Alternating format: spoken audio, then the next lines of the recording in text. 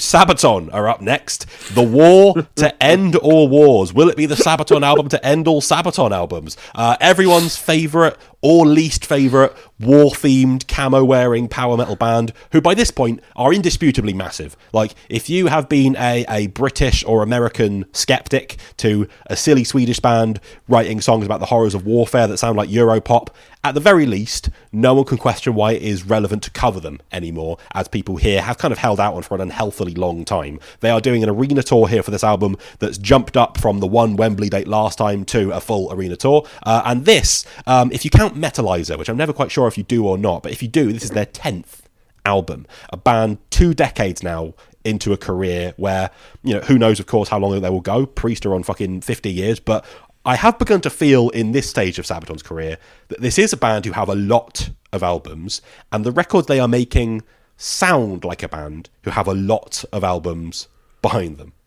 Yeah, I mean, to be honest, if we were being really lazy, we could just say, sounds a bit like the last one. Good, yeah, sure. And then just do the Midnight album, which you could probably do the same thing for again. But no, I think Sabaton are like... I think it's a thing because they do have a uniquely Sabaton sound and kind of way of writing songs. So it's like if you are a casual fan, it all sounds the same. But they have a very specific synth sound and the way that they kind of write their choruses and how they bring them back in again. But yes, I think if you just gave just a random person 2 Sabaton albums from like a similar period, they probably sound very similar because they are. Not that that's a bad thing. I think, like you, Alec, I can assume, I am an enormous Sabaton fan. Yeah. Like, I fucking love this band. For all the things that you can throw at them, I think, pure and simple, no power metal band has ever built up this many top-tier songs over such a short period of time. Like, when you consider, obviously, when we're thinking power metal bands, you go back to fucking Blind Guardian and Halloween Before Them and all that kind of shit. Sabaton, in a few years, really, built up like, oh my god, how many tunes? It's mental, like clockwork. Their arsenal of like proper hit songs is fucking incredible and genuinely rivals, for, you know, quantity, any big metal band on the same level as them. And their records do normally end up being among my favourite records of the year for sheer catchy replayability factor. The Great War was in my TNM top 20 for that year, which was the previous one. What is interesting is I have had various people, conversations with, you know, Sabaton fans amongst you in the audience and that kind of thing on the Facebook page or whatever, and people do have kind of different feelings about the trajectory that the band have gone on in terms of the quality of their records and that kind of thing, where there are some people who hold quite strongly to the idea of this band repeating themselves so much and having diminishing returns, where The Great War, The Last Stand, you know, some of these more recent records have not been records that some of the more long-time fans have got much out of, despite the fact that when you look at the numbers, the band is bigger and bigger than ever. Alec, as the other kind of, you know, big Sabaton fan, what do you think about that? I mean, I think most Sabaton fans really like Carolus Rex. That's my favourite record, yeah. I think it's the best one. For me, I feel like that's not up to it for me, and neither is the what's it fucking called? The Last Stand. Either. I think those two are like lower tier, and like a lot of people don't like Heroes. I quite like Heroes, but I think it's just it's got Night Witches on it. But in terms just to go in with that, you're touching on something that I have noticed, which is, while I've said that about some of the longtime fans, also no one can agree about which Sabaton records are the best, because Carolus Rex is my favourite. Heroes, not so popular record apart from To Hell and Back is like their biggest song. That's a banger. Yeah. That's a banger. Heroes is a top 3 Sabaton record for me. I would say that, Carolus Rex and The Art of War, and people out there will have a completely different 3. Like, despite the fact that all their records do sound the same, there's not like a consensus on like, here are the good ones, here are the shit ones, which is why it's kind of interesting talking about them. They are the power, the clutch of power metal, aren't they? I think that they don't really. If you like this kind of thing, because, you know, if you don't like this, when I say they don't have any bad albums, you're like, well, they're all bad, aren't they? But no, like they cause, you know, you either like it or you don't. It's a very like Marmite sound, but for this kind of thing, they are so madly consistent in like just the rate with which they churn out albums and the quality. Yeah, this is a sequel album of sorts to the last album, The Great War, which was about World War One. And after that, they'd had all these other stories that they wanted to tell about World War One, and so they whipped out another batch of them immediately after. If you like, it's World War One, Two, World War Two. No, wait. Alec, you spent last year also going about the fucking Liv Gardette standalone single they put out, so you must have been well up for this considering your recent listening. Yeah, like 100%. And again, like I was quite interested because usually the two guys writing it is Joachim Brodien, who is the vocalist / beefcake in his I don't even know what that vest is. That like tank plate vest, yeah. Microwave meal. But it's Joachim Brodien and the bassist Per Sundström. They are like the two original members left. It's usually them two writing. But this was created because Joachim and the rest of the band, they were like I think they were touring or something, or like they had to isolate basically at the start of coronavirus, and so it was Joachim and the guitarist Chris Rurland, and they were just stuck in a barn for like weeks, like writing music together, which they haven't done before. So I thought maybe it'll sound different. Maybe there will be lots of different avenues that they pursue because, one... You didn't really think that. No, I fucking didn't. But it's just, I thought maybe something else will happen in the confines of a Sabaton album because one half of it is not doing it. But didn't really turn out like that. No, I mean, there are a couple things that have happened. But this record... It's a Sabaton record, all right? Just to go back to that idea that some people... I've had conversations with people about the kind of diminishing returns of self-plagiarism. I've recognised it. Like, I recognise how formulaic a lot of their writing is and stuff like that, and I see it in, something like The Great War, but I've not really had it affect my enjoyment of songs all that much. And I guess both parts of that equation, both the recognising and the subsequent, I'm not going to let it ruin my fun, are probably increasingly true with every single record that they put out these days. Yeah, I think so, because it's just a thing. I don't know, I like bread. I don't want new bread. I just want bread. But no, I like Powerwolf. I like Lordi. I like bands like that. And those kind of bands just stick to a very rigid formula that works for them. And that's what Sabaton do. And again, nobody does. Maybe there's a reason why nobody's doing it. But I'm saying that they're fucking massive. But no one does it like Sabaton. So why not? Sam, how much bread do you need? Yeah. So the thing is I genuinely have a bit of a soft spot for Sabaton. I don't think there's an album of theirs I would particularly say I love any of their albums, but you could take a handful of songs off each Sabaton album, generally, and I'd be like, that's good fun. That one's a bit rubbish. Like, they're one of those bands where, and they have been doing the same thing over and over again, and so, I don't really have much interest in listening to a new Sabaton album because I know exactly what it's going to sound like, and I know when I hit play on it, there's probably going to be 5 or so songs I'm like, that's really good fun, like that's silly, but it's over the top catchy, and there are going to be 5 or 6 songs that I go, oh god, that's terrible, why are you doing that? See, I rarely have that ratio. I am such a Sabaton fan that I love the way they write songs that it's normally for me just consistent bang bang bang. Joachim, he kind of fell into writing the songs for this band by himself in the early days. He does it on a keyboard. He was originally a keyboardist. Yeah. I like to imagine him doing it in full get-up, but on a tiny little kid's keyboard that's too small for him. Just kind of banging out the keys do-do-do. But the through line in songwriting is so unrelentingly consistent with how he's done it. Dreadnought here sounds like a song that could be on Primo Victoria with more primitive production. That same mid-paced, imposing but massive power metal stomp about big boats with big guns on them. It's the same. It's how many different choruses and melodies they've gotten out of these things by just changing an inflection here or there is kind of ridiculous, and it works. They get away with it. I don't know how many times that he's rhymed something with saving the day. He did that on the last album, at least. How many songs Joachim has specifically written about a certain army unit with a catchy nickname specifically earning their name in the lyrics? Did that on the last album as well. Both of those things happen again here. But they do make these things that would be absurdly clunky coming out of the mouths of other bands just take off. "For King of a Country, we are flooding the river" is one of the catchiest choruses on this album, and it's so specific and a bit awkward.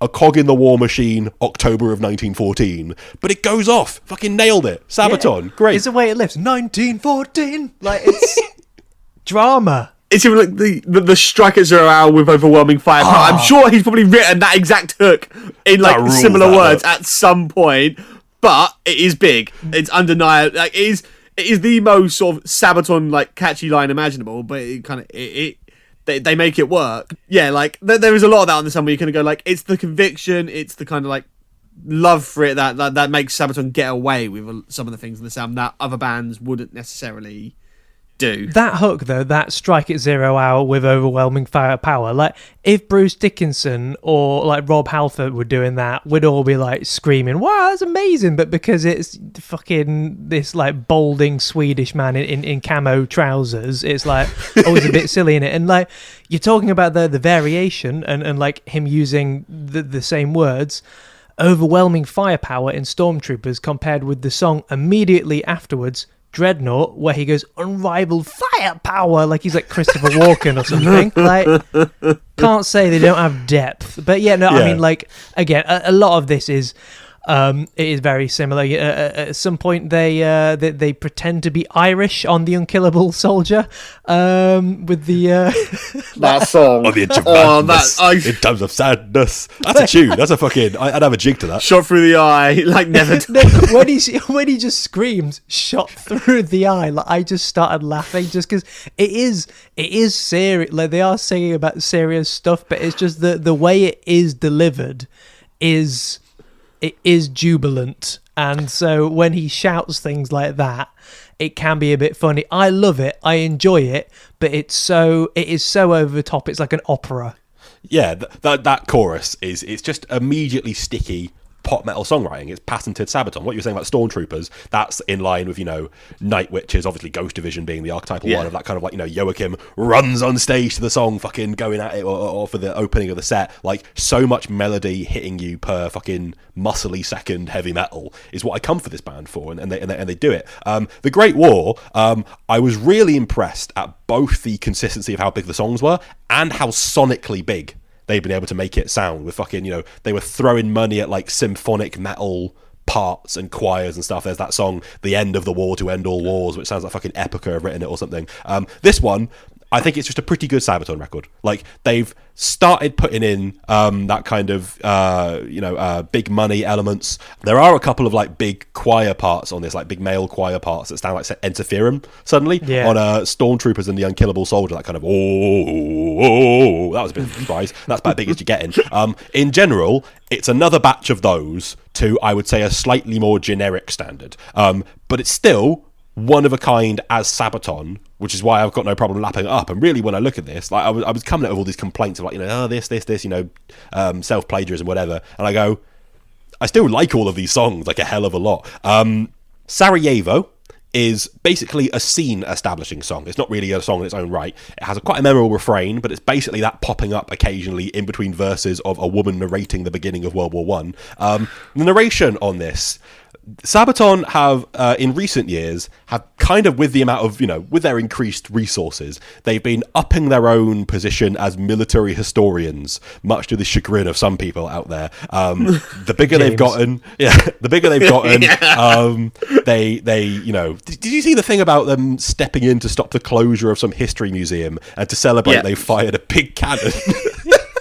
Fucking amazing. But they've been doing history editions of albums with like extra exposition about song subjects and stuff like that. A lot of their fan base lap it up, like they sell out the history editions of the albums and stuff like that. That's Sarajevo, but all of like, the main songs in the middle I think are really, really catchy. The Eurodance synth at the start of Soldier of Heaven is hilarious. Oh my god, that's such like a fucking. I thought we were talking about World War One here. That 80s like programmed pop tommy. It sounds like a Battle Beast song cosplaying in a tank. But chorus wise, it sounds like a kid's cartoon, like 80s cartoon theme. Like I agree, but chorus wise, that is one of my favourites on the record because it sounds fucking booming and it has that feel of just like constantly advancing, and the way that you can legitimately use a word like epic and talk about like daft 80s cartoons and stuff in the same breath is the kind of weird tightrope that only Sabaton have been able to walk to any degree of serious success. Yeah. Yeah, I think that tightrope act, like, there's a couple of moments in this record where they stumble really badly for me. The last two songs, like, in particular, I think are abysmal.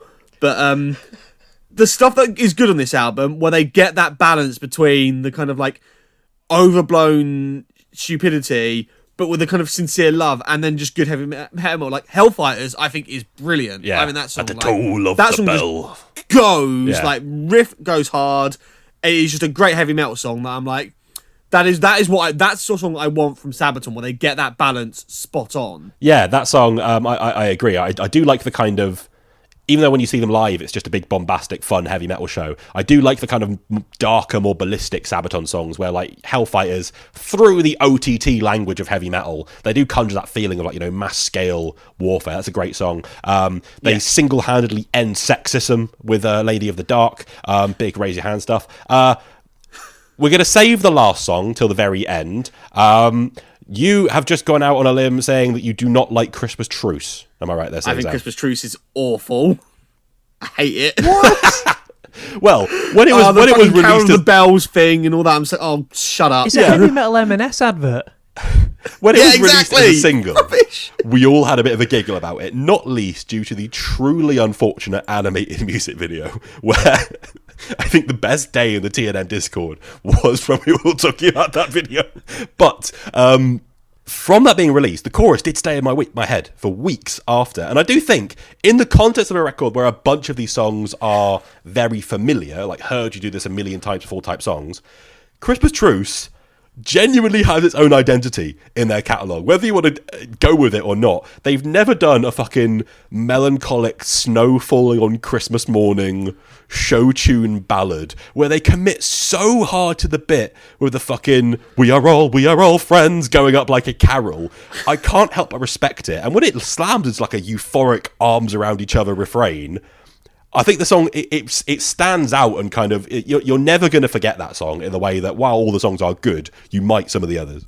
Yeah, and like again, what you're saying about committing to the bit, the solo sounds like it's straight from the bit in the Snowman where all the snowmen congregate in the kind of the snowy plain. Like, it's amazing, but I think that song in particular is the one that people can point a stick at and go, "Wow, Sabaton is offensive and disrespectful." And like, is it offensive? No more than Dunkirk or The Hurt Locker, I don't think. I don't think it's offensive or disrespectful. I just think I'm not talking about you, but I know a lot of people No. look at that and they're like, "What the fuck are you doing, lads?" I think Christmas Truce, they try and, conjure the kind of, the image of the story. It really captures that like heartbreaking, bittersweet, like it'll all be over by Christmas sentiment like really well. I think that's probably the best example of them actually kind of capturing that feeling that they are going for. Like, I think it's not the best Sabaton song, but I think it's the most successful in terms of like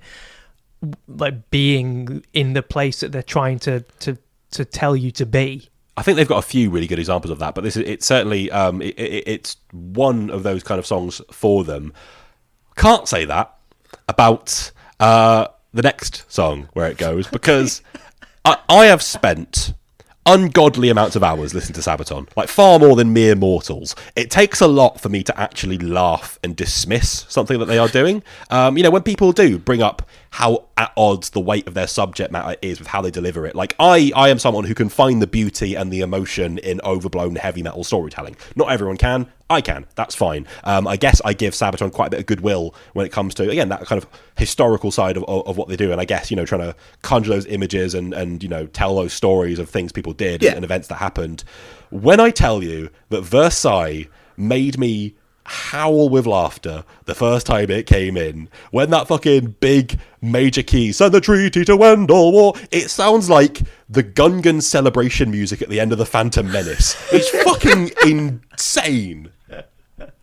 It is stupid. But the thing is, that song is both aspects. The two distinct parts of that song are both increasingly stupid as they go further on.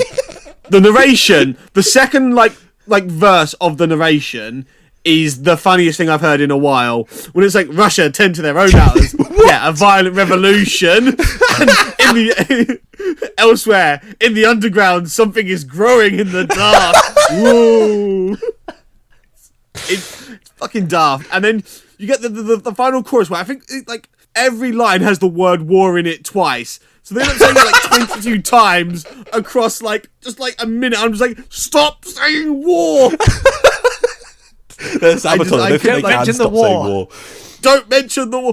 Like, the thing is, again, like, I'm with you on. I don't think it's disrespectful, but it just did my head in. No, Alec, you said something the other day where you said it sounds like a teaser trailer for World War II, which is fucking so spot on. And the reason I don't think it works is it's so awkward where the Treaty of Versailles is kind of, you know, generally seen as a disaster. Like, anyone who did GCSE history can give you a rough idea of, you know, what the terms of that treaty helped set the world on, you know, to. And the song is so like, if Christmas Truce, whether you think it's ridiculous or not, it puts you in that place. This song is so bizarre in terms of how it makes you feel, because it's so overblown major key.